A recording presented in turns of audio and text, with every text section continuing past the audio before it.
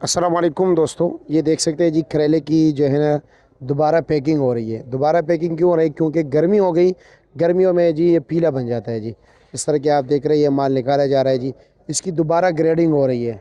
सर्दियों में ये शुरू हो जाती है तकरीबन, बस ये आखिरी इनके जो है ना आखिरी सांसें से चल रही है। तो इन दिनों में इसमें जो है ना ज़्यादातर माल पीला हो जाता है।